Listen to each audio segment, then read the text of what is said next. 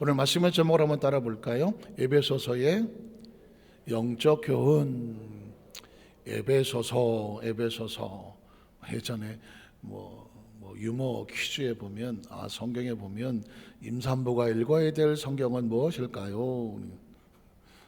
에베소서. 그래갖고 또 초등학교 때나 중학교 때 그런 조크했던 기억이 나는데, 에베소서는 에베소서가 아니라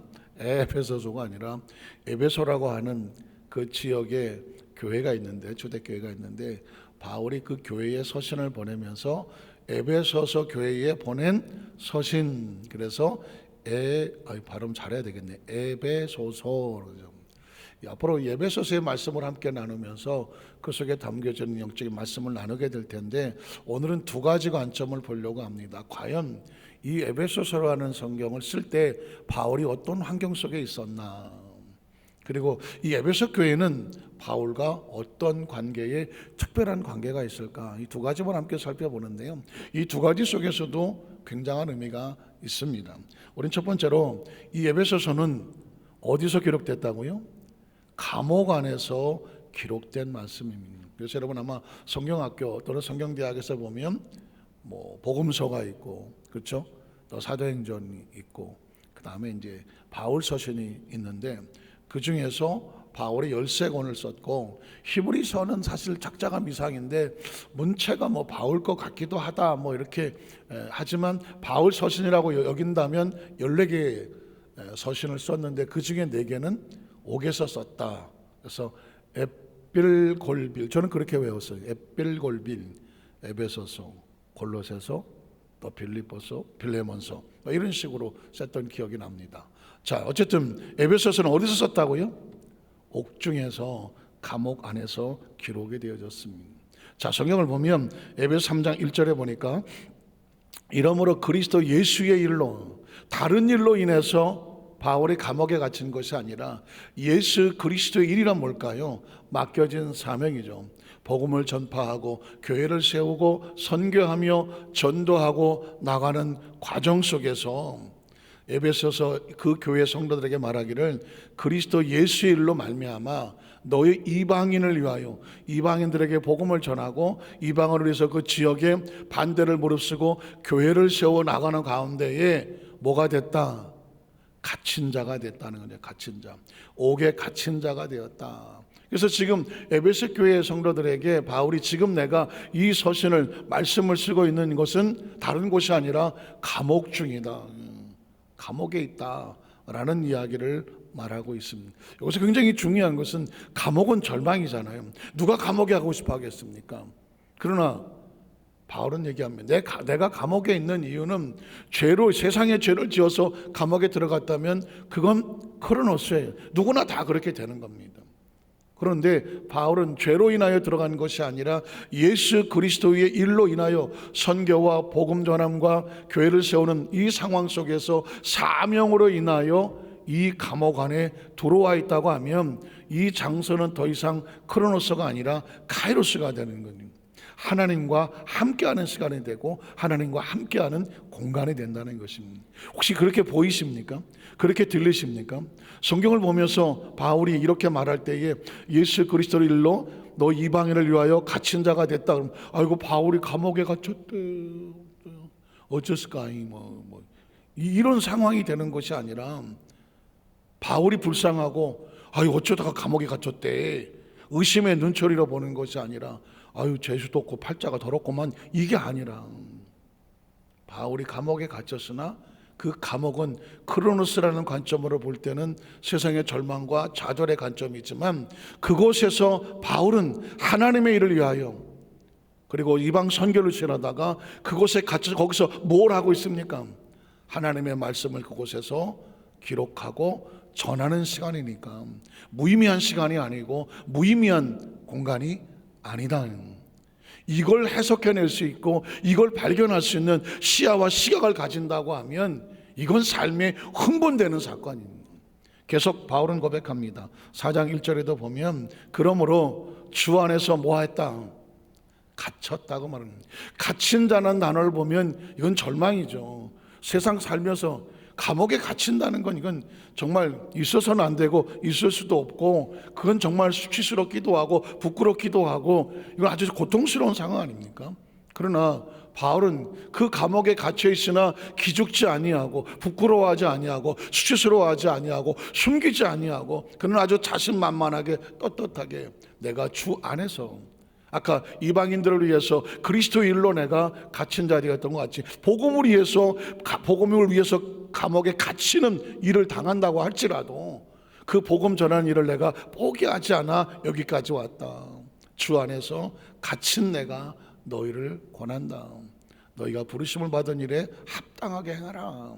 거기서 오히려 그 감옥에 갇혀있는 그 시간 동안에 말씀을 받고 말씀을 묵상하고 말씀을 전하는 기회로 삼고 있는 것이요, 크리스찬이란 그렇습니다. 지금 이 현재의 시간과 공간을 세상적인 관점으로 세상적인 시각으로 바라보는, 누구는 이 나이에 뭐를 했는데 나는 이 나이에 뭘 하고 있나, 누구는 이 나이에 어떤 데 살고 있는데 나는 왜 이렇게 살고 있나.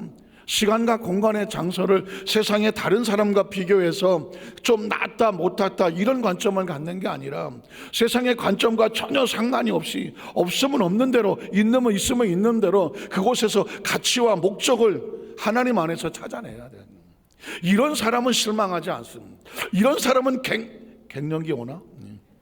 이런 사람은 서글퍼하지 않습니다. 이 사람은 스스로 비참해하지 않습니다. 이런 사람은 스스로 자기를 자학하지 않습니다. 상대적 열등감과 좌절감에 빠져서 스스로 자기를 힘들게 하지 않습니다. 이 크로노스가 아닌 카이로스로 사는 사람은 세상 어디를 갖다 놓아도 당당해야 되죠. 나 배고플 수 있어. 그러나 이 배고픔의 목적과 이유도 하나님의 사역을 하는 과정 가운데 벌어진 거라면 이것도 나의 자랑이다. 내가 좀 힘들 수 있어. 그 힘든 것이 어떤 나의 실수가 아닌 하나님의 일로 인하여 주 안에서 힘들고 어려운 일이라고 하면 이것조차도 나는 기쁨과 감사함으로 나에게는 훈장과 같은 거예요. 이런 담대함이 있으십니까? 이런 자신감이 있으십니까? 이게 카이로스인 거예요. 제가 앞으로 아마 여러분 제가 저와 여러분 만날 때까지 수도 없이 카이로스 할 겁니다. 왜냐하면 카이로스가 없는 교회는 교회가 아니거든요. 하나님의 의미가 없는 교회는 건물이지 않겠습니까? 카이로스가 없는 신앙은 신앙이 아니고 그냥 행위, 종교 생활이거든요. 하나님의 의미를 발견하지 못하는 신앙이 무슨 의미가 있겠습니까? 내가 지금 뭘 하고 있는지에 대한 카이로스적인 해석이 없다고 하면 내가 직분자인데 내가 여기서 뭘 하고 있는 거야? 다른 사람은 저렇게 한다는데 난 뭐 하고 있는 거야? 다른 데는 이렇게 우리가 이런데 뭐 하는 거예요? 이게 아니거든요. 그 자리, 그 현장 속에서 자신의 존재와 가치를 깨달아서 난 적어도 이런 명분을 가지고 이런 목적을 가지고 내가 아무리 힘들고 어려도 누구도 나를 절망시키지 못합니다. 바울은 옥중에서 서신을 4권이나 쓰면서도 전혀 오히려 거꾸로 나 지금 감옥에 있어 힘들어 죽겠으니까 사식 좀 넣어줘라, 좀 찾아와서 면회도 좀 해줘라, 내가 지루해 죽겠다, 와서 나한테 좀 기도 좀 해줘, 이런 건 아닙니다. 내가 오히려 당대하게 너희에게 권하노니 나는 이 자리에서 내 일을 감당하겠다. 너희는 그곳에서 각자 받은 부름받음에 대해서 당당하게 너희의 크리스찬으로서의 할 일을 행해라. 이해가십니까? 또 성경에 6장 20절에도 말합니다. 이 일을 위해서 내가 어디에 매였습니까? 쇠사슬에. 감옥에 들어갔으나 편하게 놀고 먹는 것이 아니라 착고에 차이고 쇠가락에 차이는 죄수니까 그런 내가 취급을 당하고 그런 상황에 있다고 할지라도 내가 이게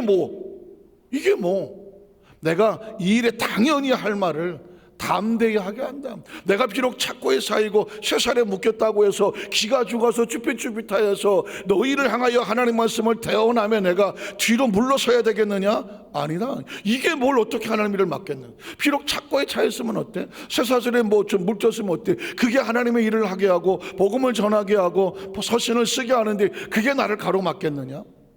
이해가 가십니까? 이 땅에 그렇지 않은 삶을 살면서 우리 시각과 시야가 바뀌어야 돼요. 시각과 시야가 하나님께서 우리 땅에 오신 목적은 딴 게 아닙니다. 이 세상의 시간과 세상의 공간과 세상의 기준으로 살아가며 그곳에서 일비 좀 잘 되면 웃고 좀 안 되면 이게 아닌, 세상이 어떻게 하나님의 사람을 갖다가 울게 할 수가 있겠습니까? 하나님의 사람들을 주눅들게 할 수 있겠습니까? 왜냐하면 하나님의 자녀로 태어난 권세를 주셨으니 했거든요. 영접하는 자 곧 그름을 믿는 자들에게는 하나님의 자녀가 되는 권세를 주었는데, 하나님의 시간 속에 살고 하나님의 공간 속에 살고 하나님의 말씀으로 살고 자녀된 신분으로 살아가는 사람이 세상에 누가 우리를 두렵게 하겠습니까? 누가 우리를 겁을 먹게 하겠느냐고, 누가 우리를 위에 와서 우리를 짓누를 수가 있겠느냐고. 여러분, 적어도 이런 당당함과 담대함을 가지고 이 자신감을 살아가야 어차피 지구에서 한 100년 놀다 가는 거 아니겠습니까? 영원히 살 것도 아니고, 이 땅의 삶을 살면서 이왕 살 건 두 다리 뻗고 눈깔 좀 똑대기 뜯고 아랫배 힘도 주고 허리도 펴고 자신 만막에 살아야지. 어디 가서 기죽고 살고 어떻게 하냐. 오늘 바울은 우리 바울이 무슨 높은 왕자에 올라가서 무슨 5성급 호텔 꼭대기 펜트하우스에 앉아갖고, 야 내가 너에게 편지하노니, 아이고 부럽네, 이렇게 썼으면 그게 무슨 의미가 있습니까? 저 감옥에 성지순례를 가보니까, 빌립보 감옥인가 가보니까 지하에 습하고 돌멩이를 지어놓고 진짜 쪼그리고 앉아도 힘든 그 와중에, 햇빛도 없는 그 와중에 쇠사슬에 묶이고 착고해서 해서 딱 기죽기 딱 맞는 그런 환경인데, 누가 바울을 길을 죽입니까? 누가 바울을 주눅들게 합니까? 이 사람은 그 속에서 오히려 서신을 보내면서 주 안에서 기뻐하라, 그게 빌립보 4장 4절 아닙니까? 내가 다시 말하노니 기뻐하고 기뻐해라, 나는 내게 능력 주셔서 내가 모든 걸 할 수 있느니라. 그게 바울이 옥중서에 나오는 기백 아닙니까? 제가 최근에 정말 오래간만에 쓴 단어잖아요. 결기 아닙니까? 결단과 기백 아닙니까? 누구 눈치를 보고 살아갑니까? 바울은 우리에게 오히려 이런 메시지를 우리에게 주고 있는 것이거든요. 감옥은 크로노스라는 세상적인 관점에 보면 처절한 절망의 장소지만, 카이로스라고 하는 하나님과 함께하는 공간으로 보면 최고의 장소죠. 은혜의 장소고요. 그 시간은 최고의 시간이라는 거죠. 자, 이런 질문을 해보고 싶습니다. 우리는 이 복음을 위해서, 하나님의 나라를 위해서 어디까지 낮아져 봤나? 어디까지 낮아져 봤나? 어디까지 내가 져줘 봤나? 어디까지 내가 고통을 당해 봤나? 어느 장소까지 그 열악한 환경 가운데 내가 내려가 봤나? 예를 들면 요셉이라고 하는 사람은 하나님의 꿈을 가슴에 품고 난 이후에 계속해서 그의 크로노스는 구덩이, 남의 집살이, 왕의 감옥, 이건 크로노스를 보면 제가 수도 없이 얘기했지만 절망이거든요. 그런데 찾아보면 요셉의 그 고백 속에 단 하나도 내가 힘들어 죽겠다, 하나님이 살아계시면 나한테 왜 이런 일을 하냐, 괜히 개 꿈꿔갖고 꿈 때문에 이런 원망과 불평이 일도 없어. 왜 일도 없을까요? 그걸 만약에 크로노스로 봤다고 하면 내가 어쩌다가 팔려왔나, 내가 어쩌다가 이 남의 집살이를 하나, 내가 어쩌다가 그 집주인 그 주인 여자한테 눈에 벗어나서 내가 이 꼴을 당하나, 아마 원망 불평을 했을 겁니다. 17살, 30 안쪽의 나이에 그게 무슨 짓입니까? 감옥에 처박혔으면 정말 죽고 싶지 않았겠습니까? 그런데 그의 입술에 나오는 건 크로노스로 대답하지 않습니다. 카이로스로 대답합니다. 형들을 만났을 때 그렇게 얘기하잖아요. 나를 이리로 판 자는 당신들이 아니다. 당신들은 나를 팔았어. 그게 크로노스야. 그건 사실이야. 그러나 나를 이리로 보낸 건 당신들이 아니야. 누굽니까? 그건 카이로스거든. 이 세상에 벌어지는 크로노스를 하나님의 관점으로 해석할 수 있는 능력을 뭐라고 말한다? 카이로스라고 말하는 거예요. 이 요셉은 그게 뛰어났던 거예요. 그래서 실망하지 않는 거예요. 그래서 절망하지 않는 거예요. 그래서 원망하지 않는 거예요. 복수하지 않는 거예요. 보복하지 않는 거예요. 당신들은 나를 애굽에 팔았지만, 크로노스지만 난 그렇게 해석하지 않아요. 나를 이로 보낸 이는 당신들이 아니거든요. 누굴까요? 하나님이십니다. 하나님이 당신들과 이 백성을 살리시려고 나를 먼저 이곳에 보내셨으니 그런즉 나를 이로 보낸 이는 당신들이 아니라 하나님이십니다. 이렇게 해석하는 사람을 누가 절망시킵니까? 아니, 이렇게 해석하는 사람을 누가 슬픔에 빠지게 합니까? 이렇게 하는 사람을 어떻게 자존심 상하게 합니까? 이렇게 살아가는 사람을 향하여 누가 주눅 들게 하느냐고요. 아무도 주눅을 못 들게 하는 거 아니겠습니까? 그래서 맨 나중에 제가 수도 없이 제 목회에 붙잡고 살아가는 말씀 중에 하나가 창세기 50장 15절 이하 아닙니까? 당신들은 나를 해하려고 했지만 해가 뭐예요? 크로노스예요. 위기예요.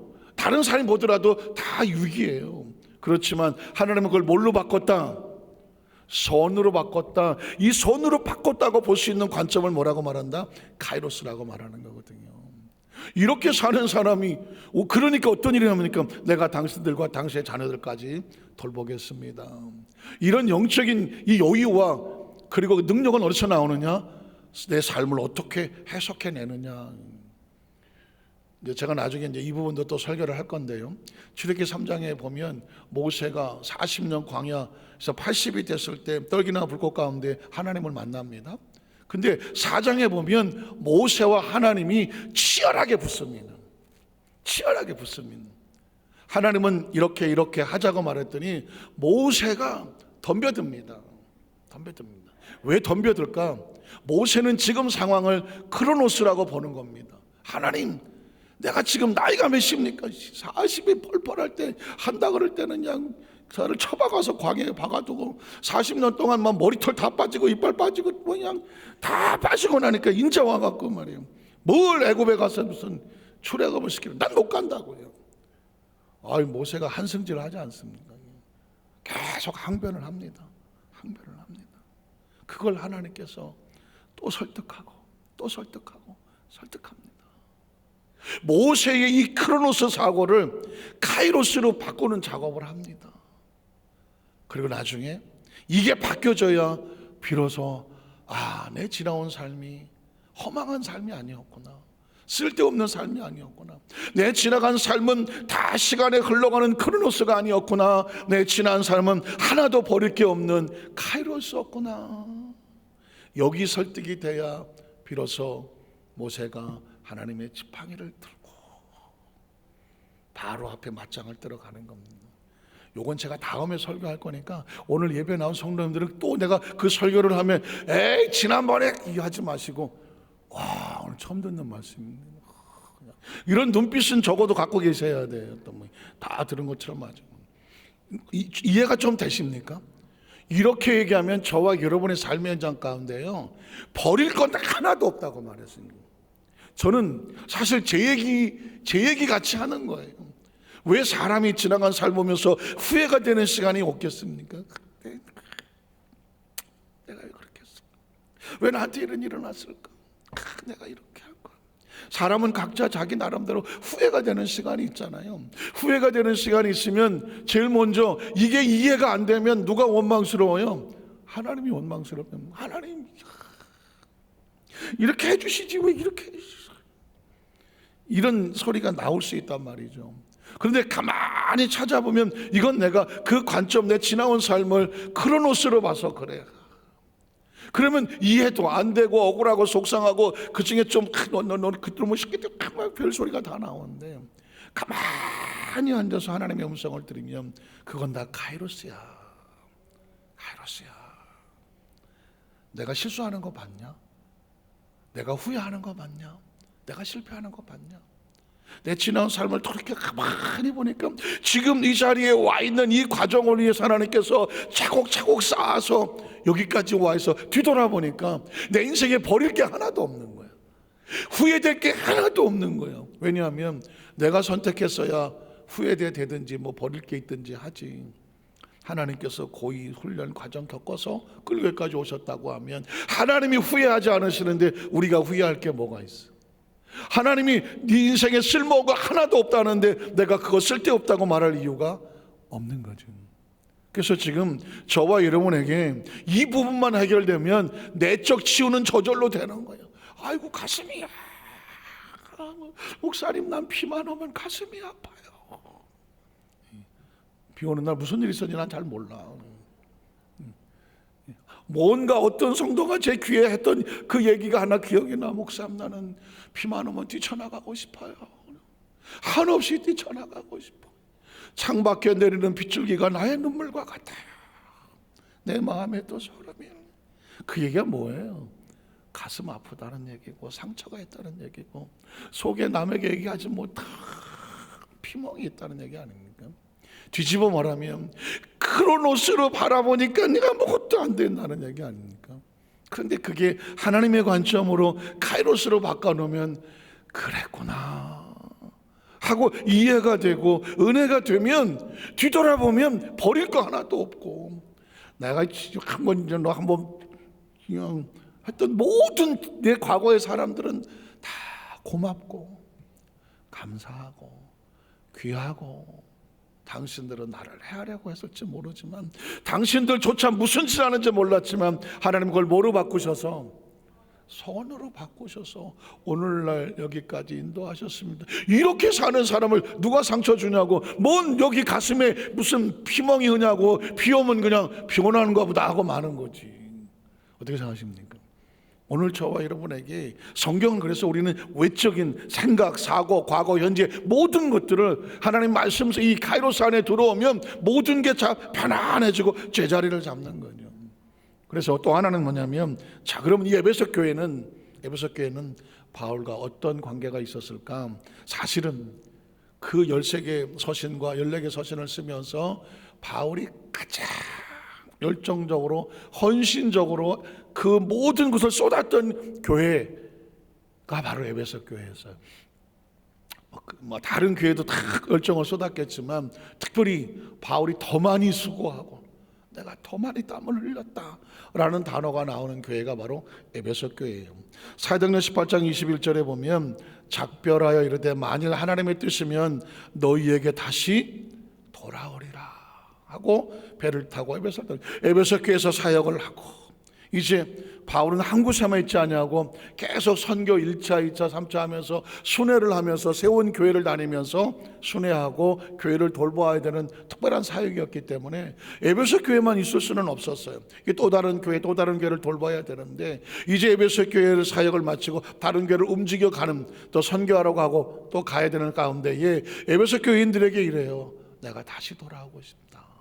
그건 이 바울의 마음속에 에베소 교회가 가슴에 박혀있는, 또 19장 8절로 9절에 보면 바울이 회당에 들어가 석 달 동안 담대한 나라에 관하여 강론하며 권면하되 어떤 사람들은 마음이 굳어 순종하지 않고 무리 앞에서 이 그리스도의 도를 비방하거늘 바울이 그들을 떠나 제자를 따로 세우고, 저 유명한 두란노 소원이라고 많이 들어보셨죠? 뭐 책방도 두란노 소원이 있지 않습니까? 두란노 소원에서 날마다 강론하더라. 늘 매일 말씀을 가지고 강론을 가르쳤던 곳이 바로 두란노 소원이 있었던 곳이 바로 에베소 교회였었거든요. 또 10절에 보면 두 해 동안 이같이 하니 아시아에서 사는 자는 유대인이나 헬라인이나 다 주의 말씀을 들었더라. 2년 동안 이곳에서 말씀을 매일처럼 강론하니까 수많은 사람 이방인들이 와서 주의 말씀을 듣고 도를 믿고 나오는 그 놀라운 역사가 있었던 곳이 또한 에베소 교회였거든요. 20장 31절에도 보면 그러므로 여러분이 일견해가 3년이나 두란노 소원의 2년 그 전에 1년 3년 동안 에베소 교회에서 밤낮 쉬지 않고 눈물로 각 사람을 훈계하던 것을 기억해 달라는, 바울의 피눈물이 3년 동안 쏟았던 것이 어느 교회냐? 에베소 교회다라고 말씀을 하고 있습니다. 또 19장 23절 24절에 보면 아픔도 있어요. 그때쯤 되어 이 도로 말미암아 그리스도의 복음을 전하는 것으로 말미암아 적지 않은 소동이 있었으니, 즉 데메드리오라는 어떤 은장세, 은을 도금해서 먹고 사는, 그러니까 우상을 만들어서 도금을 해서 먹고 사는, 은으로 아데미아 신상 모양을 만들어서 직공들에게 적지 않은 벌이를 하게 하더니, 자, 이 사람하고 복음을 전하는 이 바울하고 충돌이 없었겠습니까? 결국은 충돌이 되고 이 사람은 그 정부 관리들하고 연결이 되니 그로 인하여 바울이 핍박을 받고 쫓겨나가기도 하고 심지어 감옥에 갇히기도 하는 그런 아픔이 있는 곳이었습니다. 자, 20장 17절로 21절에 보면 바울이 밀레도에서 사람을 에베소로 보내어 교회 장로들을 정하니, 이게 이제 저 유명한 이 에베소 교회에서 바울이 눈물로 그 교회에 함께 사역을 하던 장로들에게 고별 설교를 하는 겁니다. 근데 고별 설교라는 것은 뭐냐면 그 에베소 교회를 향하여 바울이 어떤 마음을 가지고 있었는지 바울의 마음이 쏟아져 나오는 그런 장면입니다. 자, 그들에게 말하되 아시아에 들어온 첫날부터 지금까지 내가 항상 여러분 가운데서 어떻게 행하였는지를 여러분도 아는 바니 곧 모든 겸손과 눈물로. 바울의 겸손과 눈물이 쏟아졌던 에베소 교회, 또 중간에 유대인의 관계로 말미암아 당한 수없이 많은 고통과 아픔과 시험, 오해를 받고 그 고통을 당하는 그 상황 속에도 그것을 참고 주님을 섬겼던 것과 유익한 것은, 교회와 성도들에서 또 복음을 전하는 것에 유익한 것은 전혀 꺼리지 않고 무엇이든지 공중 앞에서나 각 집에서나 꺼리낌이 없이 여러분에게 전하여 가르치고 유대인과 헬라인들에게 하나님께 대한 회개와 우리 주 예수 그리스도께 대한 믿음을 증언한 것이다. 그가 어떻게 에베소 교회에서 어떤 마음으로 어떤 고통과 시련이 있어도 굴하지 않고 복음을 전했는지 그걸 외치고 있고요. 22절 24절에 보면 보라 이제 나는 성령에 매여. 저 유명한 이 사도 바울이 왜 이 사역을 할 수밖에 없었는가? 성령에 매여 예루살렘으로 가는데, 예루살렘에 가면 이제 거기서 핍박을 받고 또 옥에 갇히고 순교를 당하는 그 일이 있는 걸 알아요. 그런데도 불구하고 사역자는 자신이 선택하지 않는다. 하나님의 성령께서 나를 이끌어 주시는 곳으로 가. 여기서도 중요한 크로노스가 나오고 카이로스가 나올 거예요. 왜냐하면 예루살렘에, 예수님도 예루살렘으로 올라간다 하는 제자들이 조금 얼마 전까지도 핍박당하던 곳인데요, 돌로 치려고 했던 곳인데요, 올라가시면 안 됩니다. 이게 크로노스예요. 그런데 예수님께서는 아니다, 나는 하나님을 위하여 그곳에서도 복음을 전하고 그곳에서 가르쳐야 될 있다. 예루살렘으로 스스로 올라갈 때 그거는 고통을 피하는 것이 아니라 사명을 가지고 올라가는 크로노스가 아닌 카이로스거든요. 바울도 똑같은 얘기합니다. 예루살렘에 올라가서 어떤 일이 벌어져서 내가 거기서 목숨을 끝날지도 몰라. 그러나 성령님이 원하셔. 이해가 가십니까? 어떤 장소를 정할 때에 내가 가고 싶고 가기 싫어서 결정한다면 그건 크로노스예요. 그런데 가야만 하는 성령의 감동으로 넌 가야 돼 한다고 하면 거기에 어떤 어려움이 있더라도, 내가 가기 싫다고 할지라도 그곳이 사명이라면, 사명 때문에 간다면 그건 카이로스입니다. 지금 바울은 그 이야기를 합니다. 다른 사람들은 가면 안 됩니다, 크로노스로 말하는데 아니야, 나는 성령이 나를 강권하여 이끌어 예루살렘으로 가야 해. 물론 가서 무슨 일을 당할지는 나는 몰라. 내가 선택하는 게 아니야, 내가 결정하는 게 아니야, 가고 싶어서 가고 가기 싫어서 안 가는 게 아니야. 그 다음 절을 보면 오직 성령이죠. 오직 성령이 각성해서 내게 증언하여 가면 결박과 환난이 나를 기다린다고 하시나, 그러나 나의 달려갈 길과 주 예수 그의 받은 사명 곧 하나님의 은혜의 복음을 증언하는 일을 마치는 것에는 내가 뭐하지 않겠다. 나의 생명조차 조금도 귀한 것으로 여기지 아니하겠다. 이걸 뭐라고 말한다? 카이로스라고 말하는 거예요. 크로노스는 죽을 때 갑니까 안 갑니까? 크로노스는 안 가죠. 안전하지 않으면 안 가. 아니 나 가기 싫어서 안 가. 그런데 성령의 감동이 와.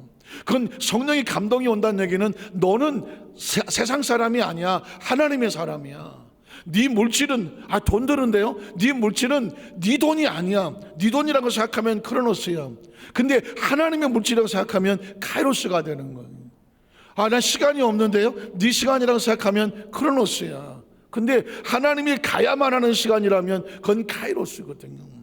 생명도 그렇게 말합니다. 하나님 나 오래 살아야 돼요, 오래 살아야 돼요. 크로노스죠. 9988234 이게 크로노스입니다. 그런데 네가 그 생명을 이 일을 위해서 써야 돼. 그래서 하나님이 쓰시겠다고 말하면 그 생명은 크로노스가 아니라 카이로스가 되는 거예요. 그러면 크로노스로 살면 세상적 가치는 있겠죠. 제가 어저께도 성령님한테 얘기했지만, 아니 뭐 어떤 개가 뭐 31살에 세상을 작고 하셨다고 월드 뉴스에 나오더라고. 아니 개가 31살을 살았다고 월드 뉴스에 나와. 개가 30살을 넘으면 사람 나이면 200살이에요. 사람 나이면 200살을 살았다고. 15년이면 100살이거든. 그러면 30년, 그것도 31살이야. 그러니까 200 몇 살 산 거예요. 그렇다고 월드 뉴스에 나오더라고. 어쨌다고? 그 200살 살아서 어쩌다고? 월드 뉴스에 나온 거예요. 그냥 신기할 뿐이지. 그게 다른 가치는 없어요. 야, 개가 200살을 살았어. 그거 신기하네. 무슨 가치가 있어? 무슨 가치가 있냐고요. 그런데 여러분 보십시오. 어떤 개는 3살, 4살짜리가 주인을 구하려 들어가서 주인을 구하고 그 개가 그만 못 빠져나와서 화마에 끌려갔다. 주인을 그려내고 개는 물에 쓰러졌다. 이렇게 나오면 몇 살 살지는 않았어. 근데 그 개는 영원히 잊지 못하지. 시간이 다른 거죠. 의미가 다른 겁니다. 이런 말씀을 정리하기를 원합니다. 이 크로노스라고 카이로스한 단어를 제가 수도 없이 지금 끊임없이 강조할 건데요. 왜냐하면 성경은 크로노스로 세계 역사 속에 살아가는 그냥 인생의 80, 90을 살아가는 우리에게 하나님이라는 이름으로 말미암아 하나님의 자녀들 우리에게 카이로스적인 의미를 부여하는 거거든요. 가치를 부여하는 거고요. 목적을 부여하는 거예요. 그래서 우리가 이 세상에 살지만 하나님의 관점에서는 어떤 존재인지를 스스로 깨달아 알아서 난 세상 존재가 아니네.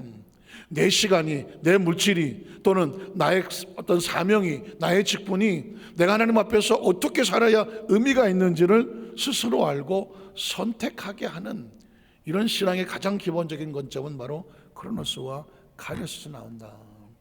평생 살아도 그냥 크로노스로 사는 사람은 세상적인 기준에서 이렇게 하니까 행복하고 나도 이 정도는 살지 이건 크로노스. 그러나 뭔가 허무할 거려. 왜? 영은 크로노스로 살지 않거든. 영은 카이로스로 하나님 안에서 가치로 살거든요. 하나님 내가 어떤 존재인가, 어떤 목적인가, 하나님 앞에 무슨 의미가 있나, 하나님 나를 어떻게 생각하나, 그것에 대한 이 가치 목적이 눈에 떠 있는 영혼은 하나님 일을 함으로 기쁨을 얻는 거거든요. 그게 카이로스라고 말하는 것이죠. 저는 저와 여러분이 크로노스에 휘말려 나가지 아니하고 하나님이 보시는 관점 안에서 하나님의 기억 속에 잊혀지지 않는 하나님 안에서의 카이로스를 살아가는, 감옥에 gat혔지만 오히려 당당하게 주눅들지 않냐고, 그것을 오히려 그 시간을 성경을 쓰는 시간, 복음을 전하는 시간, 그래서 그것을 많은 교회에게 그 서신을 보내며 수많은 영혼들을 돌보는 시간으로 삼는 바울처럼 저와 여러분에게 그 시간과 공간이 그런 축복의 통로가 되시기를 주님의 이름으로 축원합니다. 기도하겠습니다. 하나님 아버지 감사합니다.